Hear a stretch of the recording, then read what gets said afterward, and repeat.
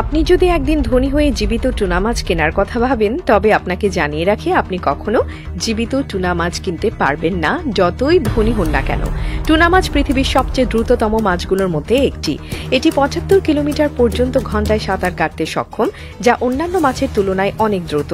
Tuna মাছের শক্তিশালী পেশি এবং স্বাভাবিক গতিবিধি এই মাছকে সাগরের অন্যতম শিকারী করে তোলে। কিন্তু টুনা মাছের জীবনে এমন একটি বৈশিষ্ট্য রয়েছে যা অন্য কোনো মাছের মধ্যে দেখা যায় না। টুনা মাছের শরীরে অক্সিজেন পাম্প করার কোনো সিস্টেম নেই। সাধারণত অন্য মাছের শরীরে একটি সিস্টেম থাকে যা তাদের গিলের মাধ্যমে অক্সিজেন সরবরাহ করে, এমনকি তারা যদি স্থির থাকে।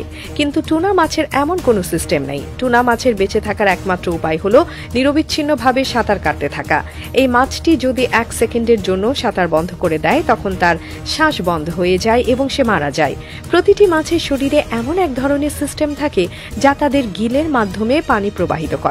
এটি মাছের শরীরে অক্সিজেন সরবরাহ করে। কিছু মাছ, যেমন থালা মাছ বা চিতল মাছ, যেগুলোর গিলের মাধ্যমে অক্সিজেন সরবরাহের ক্ষমতা থাকে, তারা স্থির অবস্থায়ও শ্বাস নিতে পারে। কিন্তু টুনা মাছের এই ধরনের সিস্টেম নেই যা তাকে শ্বাস নিতে সাহায্য করে। এর ফলে টুনা মাছকে নিরবিচ্ছিন্নভাবে সাঁতার কাটতে হয়, যাতে পানি তার গিলের মধ্যে প্রবাহিত হয় এবং এটি অক্সিজেন পায়। অর্থাৎ যদি টুনা মাছ ১ সেকেন্ডের জন্য থামে, তবে তার শ্বাস প্রশ্বাস চলে যায় এবং তা মুহূর্তে মারা যায়। এই বৈশিষ্ট্যের কারণে টুনা মাছ একে অপরকে পলক ফেলার মতো সাঁতার কাটতে বাধ্য হয়। তাই আপনি কখনো জীবিত টুনা মাছ কিনতে পারবেন না, কারণ এটি জীবিত অবস্থায় কখনো বেঁচে থাকতে পারে না, যতই ধনী আপনি হন না কেন।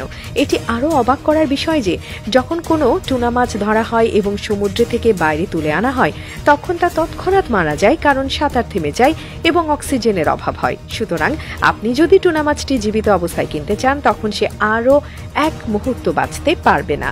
এটি প্রকৃতির এমন এক চমকপ্রদ রহস্য যা জানলে আপনি অবাক হবেন। টুনা মাছের জীবন এমনভাবে তৈরি হয়েছে যে এটি সমুদ্রের সবচেয়ে দ্রুত সাঁতার কাটতে পারে এবং সারা জীবন এই কাজটি করতে পারে। সেটি যখন ধরা পড়ে বা সমুদ্রের বাইরে চলে আসে, তখন তা মৃত্যুর মুখে চলে যায়। তাই আপনি কখনো জীবিত টুনা মাছ কিনতে পারবেন না, কারণ এটি জীবিত অবস্থায় কখনো বেঁচে থাকতে পারে না, সে আপনি যতই ধনী হন না কেন।